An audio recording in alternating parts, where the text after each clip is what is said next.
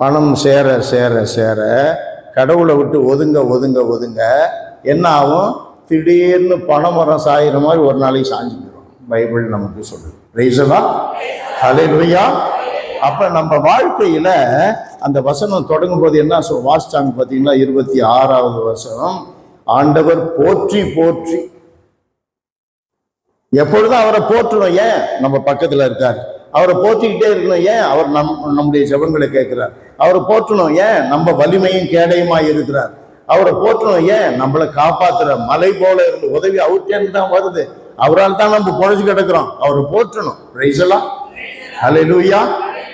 விவசாயிகளை உதாரணமா நாட்டில் அவமானப்படுத்துறாங்க அல்லது அவங்கள கண்டுக்கல, அவங்களுடைய கோரிக்கைகளை கேட்கல, அப்போ நாடு உருப்படாது. ஏன்? அவன் தான் சோறு போடுறவன். நீ காசு வச்சிருந்தா சோறு கிடைச்சிருமா? அரிசி வாங்கணும்.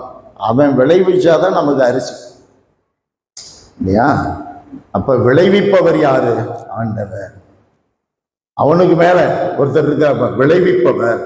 அது விளையும்படி மழை கொடுப்பவர், விளையும்படி வெப்பதட்பம் நிலையை சீராக்குபவர் அவரு. அப்ப ஆண்டவர் போற்றி போற்றி. ஏனென்றால் அவர் என் வலிமை, அவர் என் கேடயம், அவர் என் அரண். ஏன் கடவுளை போற்றணும்? ஏன் கடவுளுக்கு நன்றி சொல்லணும்? காரணம், அவரால் தான் நான் வாழறேன், அவரால் தான் எனக்கு உடம்பு சௌக்கியமாச்சு. பிரைஸ் எல்லாம் ஹல்லேலூயா. அன்பானவர்களே,